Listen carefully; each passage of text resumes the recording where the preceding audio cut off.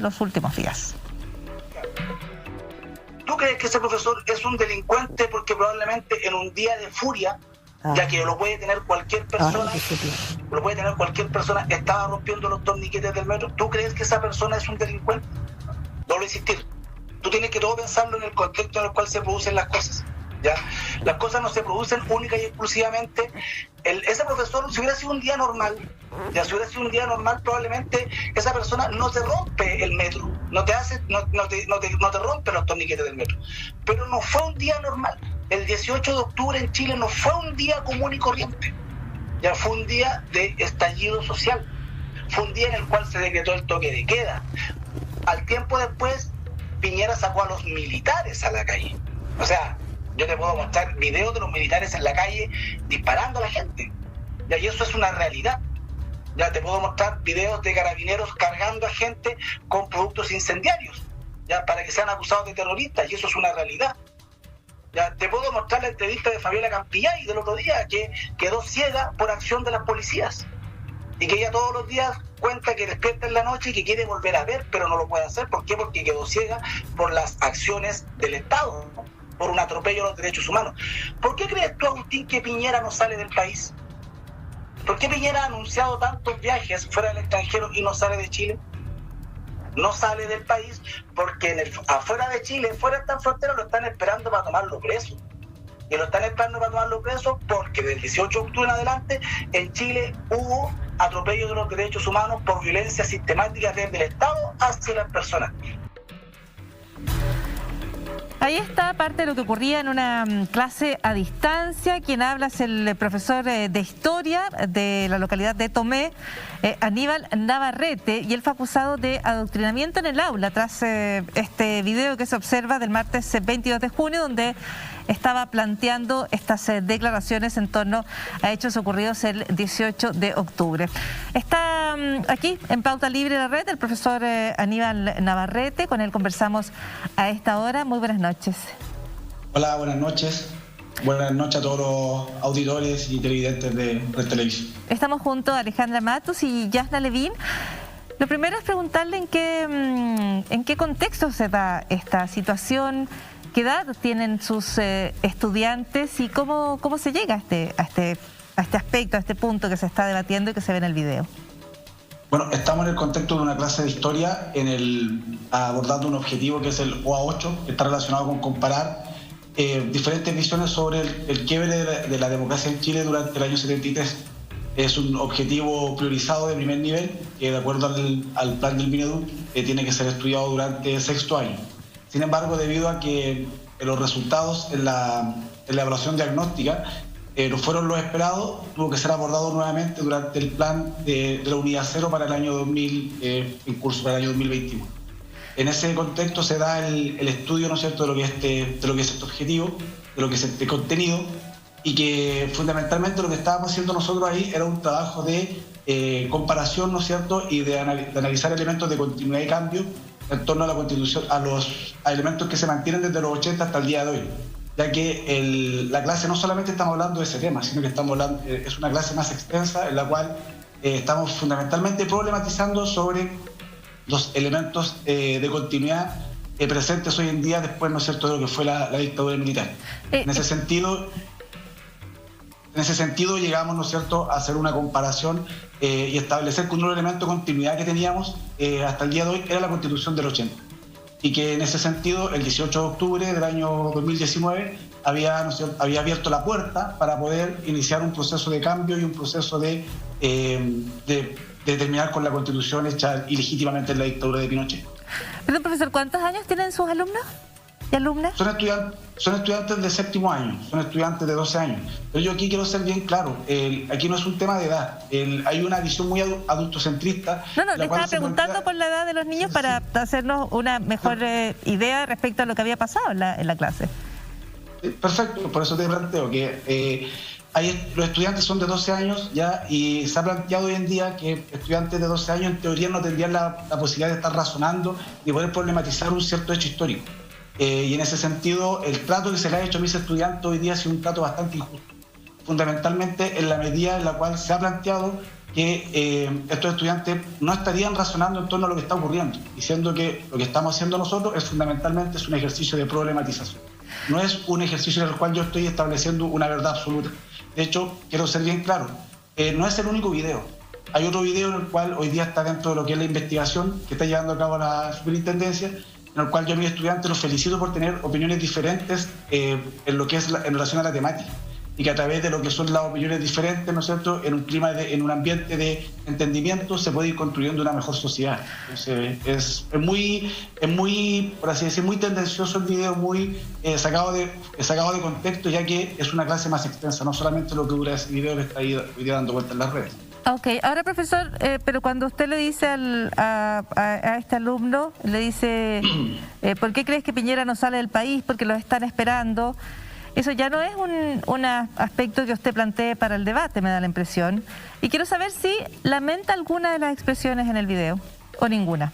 Es que en ese sentido yo no puedo estar lamentando cuando estamos en un proceso de problematizar un hecho histórico y estamos en un tema que aún no está cerrado. ¿Ya? Es un tema que está abierto. De hecho, los historiadores en el futuro van a tener que tomar esta etapa y tener que investigarla y problematizarla. ¿Ya? En ese sentido, hay que ser bien claro, este es un proceso que aún está abierto, que aún se está investigando y del cual aún queda mucho por decir. Vamos a seguir con las preguntas. Yasna Levin.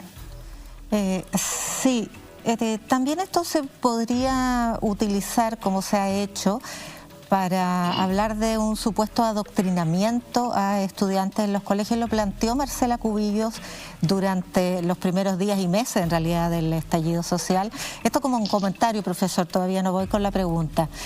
E incluso presionó al Instituto Nacional de Derechos Humanos a través del consejero elegido por el Senado en representación de la derecha, Carlos Frontaura, para que fuera incorporado al informe anual sobre derechos humanos de 2019 como un comentario respecto a violación a los derechos humanos, francamente en un contexto que resultó incomprensible, pero lo que hay aquí es un intento de empate moral entre un supuesto adoctrinamiento de jóvenes y las violaciones a los derechos humanos que efectivamente se cometieron de manera masiva. Es evidente que lo que ha hecho usted, Aníbal, es una provocación, un esfuerzo de motivar la crítica. Pero yo creo que es de interés del público saber también, por ejemplo, si el muchacho que le responde, que le replica, en una dinámica de debate que se ve completamente motivadora a la reflexión y el pensamiento crítico, ¿tuvo alguna consecuencia? ¿Tuvo mala evaluación?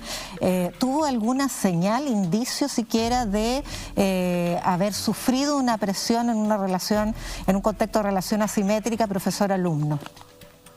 Por ningún motivo. De hecho, yo termino la clase de ese día felicitando a mis estudiantes por la capacidad que tienen de dar un debate y de poder contrastar opiniones. De hecho, la opinión del estudiante no es la única opinión, hay más opiniones. Y en ese sentido, uno de los elementos que yo más recalco en ese momento es la necesidad de poder debatir y discutir en un ambiente fraterno, que es una necesidad que tiene este país hoy en día.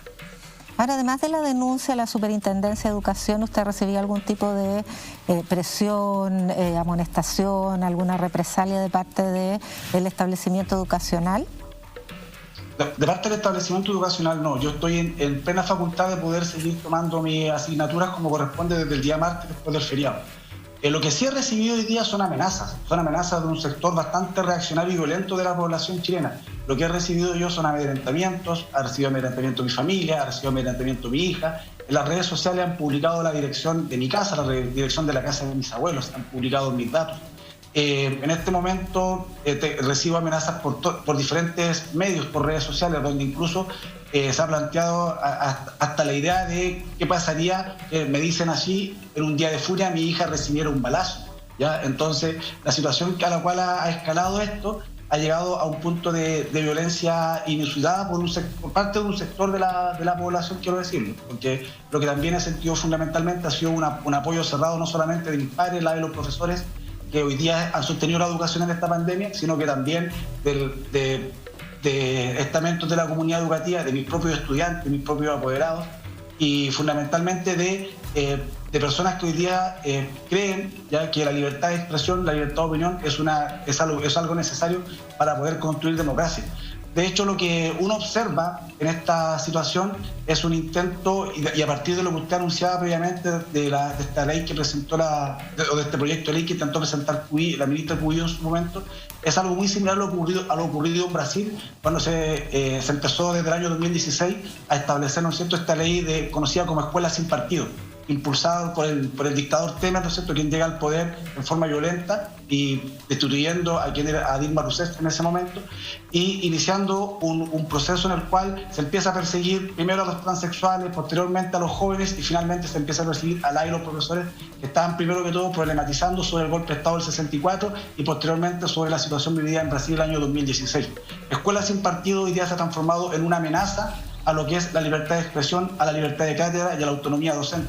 Cuando uno observa elementos como el intento que tuvo la ministra Cubillos por impulsar una ley en contra del adoctrinamiento, cuando uno observa elementos como aula segura, uno lo que puede observar es que existe un sector de la población minoritario, hay que decirlo, que sin embargo hoy día tiene la posibilidad de ostentar del poder, que está impulsando iniciativas que tienen como objetivo final escribir una historia solamente de la visión de que en teoría han ganado.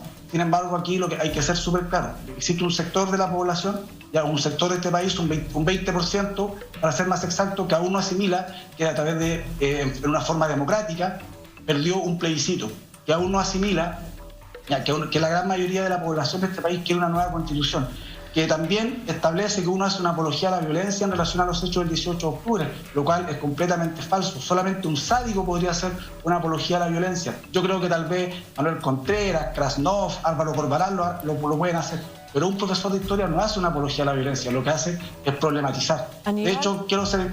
Dígame. Sí, Aníbal, quiero recordar que en este mismo canal entrevistamos al profesor Roberto Campos, que además fue absuelto de las acusaciones que se le imputaron de haber incendiado el metro y todo eso. Entonces, quiero ponerlo en contexto porque tampoco el caso es el caso de una persona que hubiera asesinado, que hubiera matado o que hubiera sido encontrado culpable de algún delito. Le quiero preguntar por su... ¿Cómo se siente con este proceso, digamos, de acusación de adoctrinamiento? Y en el sentido de que me imagino que cuesta hacer clases después de esto, sabiendo que cualquier día te graban, sale un video y puede generar inhibición en ti o en tus colegas respecto de cómo hacer clases. ¿Qué está pasando con esa diría yo, acciones de amedrentamiento intelectual, de estar difundiendo videos o cuñas dichas en una sala de clase? ¿Cuáles serían las condiciones para estimular, por ejemplo, el pensamiento crítico, generar debates dentro del aula, que los profesores y los alumnos debieran tener para tener estos debates de manera libre y no sentirse coercionado frente a la posibilidad de que eso se filtre, se publique o se difunda como ha ocurrido en este caso? Bueno, primero que todo hay que ser claro, desde que empezó esta pandemia hemos sido las y los profesores que hemos sujetado y sostenido la educación pública ante la ausencia del ministerio, y esa es una realidad. Somos las y los docentes quienes nos pagamos nuestro internet, hemos acondicionado nuestras casas para poder hacer clases online. En ese sentido, no tenemos hoy día una ley que proteja el trabajo docente a distancia. Por suerte, hay una iniciativa presentada por parte de la diputada Camila Rojas que intenta regular hasta cierto punto los elementos hoy día de lo que son las clases remotas. Sin embargo, estamos absolutamente en el aire. La ley de teletrabajo no cubre hoy día a las y los profesores de Chile. Están en ese sentido absolutamente, por así decir, desamparados, sin una legislación que los proteja. En esa lógica, es obviamente complejo la situación que hoy día está ocurriendo, ya que obviamente nos sentimos bastante observados, nos sentimos bastante perseguidos. Pero ojo, esta persecución no es una persecución generalizada, sino que es una persecución de un sector, ya insisto, de un sector muy minoritario que hoy día está muy deslegitimado y que está intentando traspasarle una cierta culpa a la de los docentes, que ya lo deben saber ustedes, es una de las instituciones más respetadas por la sociedad chilena. ejemplo claro de ello es el año 2019, lo que fue el puertazo, cuando cientos de personas nos recibieron en ese momento llegando a Valparaíso, cuando estábamos protestando por condiciones, de hecho, en ese momento por condiciones de trabajo justas y por, ¿no es cierto?, por terminar con el agobio laboral, que es una situación muy compleja que hoy día la pandemia se ha acrecentado. A esto súmale la situación vivida por mí, ¿no es cierto?, que esta grabación sacada de contexto, que no es la primera, sino que previamente había estado el caso de la profesora del colegio Mayflower, que terminó siendo despedida. Quiero ir más allá, el profesor Roberto Campos Weiss hace 20 meses que está cesante, hace 20 meses que no tiene trabajo. El profesor Roberto Campos fue despedido de una universidad a través de Twitter. El profesor Roberto Campos tiene 4 medidas cautelares aún, no puede salir del país. Está vendiendo sus libros para poder sostenerse, ya que todo el sustento que él tenía a partir de su detención por romper un torniquete, por golpear un torniquete que ya estaba roto, ya le ha traído una violencia inusitada hacia su persona. Entonces, cuando uno se hace esta pregunta, ¿quiénes hoy día son los violentos? ¿Quiénes son los que atacan? Claramente no somos las y los profesores, no somos nosotros quienes empujamos estos hechos, sino que nosotros lo que estamos haciendo hoy día, en el sentido en la lógica de promover el sentido crítico de nuestros estudiantes, es fundamentalmente problematizar lo que hoy día ocurre. Yo les pregunto a ustedes, ¿qué queremos que sepan las generaciones futuras que ocurrió el 18 de octubre? Que hubo una sociedad que se levantó aburrida de los abusos a protestar, o queremos que la sociedad del futuro sepan que existió un presidente que ese día le declaró la guerra al país y que había un enemigo silencioso, ¿ya? Que probablemente iba a desordenar, iba a terminar, ¿no es cierto?, con la tranquilidad que estaba viviendo Chile. De hecho, no olvidemos que la esposa del presidente habló incluso de alienígenas que venían a terminar con todo lo que ellos habían obtenido durante estos últimos años, que éramos alienígenas, una minoría fuera de control. Sí, entonces, profesor, por supuesto, ahora esta es una conversación y yo creo que usted ha explicado muy bien el contexto político, el contexto, el objetivo curricular, ha explicado, y nos parece absolutamente lamentable y condenable que se planteen amenazas sobre usted o su familia.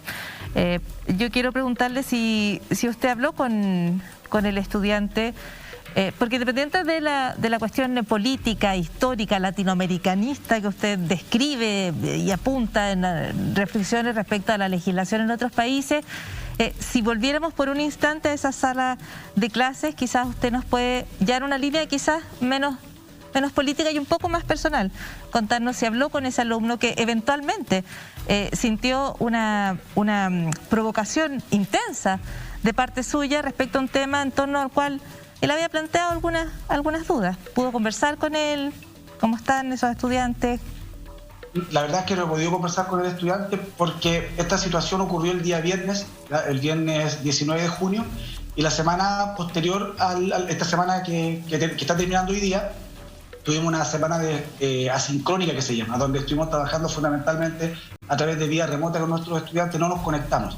Sin embargo, la situación ya había sido viralizada por las redes sociales el día lunes, lo cual no me dio ninguna oportunidad para hablar con el estudiante posterior a esta situación. Acá las personas que grabaron y que viralizaron esto se saltaron todos los conductos que tiene la escuela para poder resolver este tipo de problemáticas o este tipo de situaciones cuando un apoderado, cuando un estudiante no está de acuerdo con la clase. Existen espacios de diálogo y conversación que están previamente establecidos en un reglamento que es el de convivencia. Nada de eso se hizo. No se ha planteado por líneas formales. Perfecto. Claro, disculpa, de hecho, quiero decir que finalizada la clase, y yo quiero hacer hincapié en esto, hay más videos, los cuales están obviamente en la investigación. Yo les digo a mis estudiantes, los felicito por opinar, los felicito por hablar, los felicito por tener opiniones diversas, y también les planteo que a medida que ellos van desarrollando, a medida que ellos van creciendo, probablemente sus opiniones también van a variar por tener más elementos que les permitan analizar la realidad en la cual viven inmediatamente. El profesor de Historia Aníbal Navarrete, muchísimas gracias por esta entrevista hoy con Pauta Libre. Muy buenas noches. Disculpa, antes de terminar, solamente quiero expresar mi solidaridad con los 11 presos de la Universidad de Concepción, con Cristian Briones, que fue condenado a 3 años y un día, si no me equivoco, y también de pasadita, ¿no es cierto?, dar a conocer una situación de nuestra comuna que está siendo amenazada por el vertedero de Curaco, alto y que somos una comuna que está siendo totalmente amenazada por proyectos empresariales que nos siguen transformando en una zona de sacrificio, como son la minería de biodelantáridos, el proyecto de Curacao Alto en Rafael, que quiere instalar un vertedero en zonas en las cuales existen diferentes actividades que realizan las personas de allá. También el tema relacionado con el gasoducto que se quiere instalar en la bahía de Quilquén, conocido como Octopus, y lo que es Biobío genera. Que somos la región del Biobío, es una región en resistencia, una zona de sacrificio, pero que sin embargo la organización del AI y todos está permitiendo detener todos estos proyectos. Y finalmente, nuevamente decir a los profesores y a las profesoras que hemos sido nosotros quienes estamos sosteniendo la educación en tiempos de pandemia y que no tienen que dejarse amedrentar, porque el trabajo que están haciendo es válido y es en función de construir una mejor sociedad para el futuro.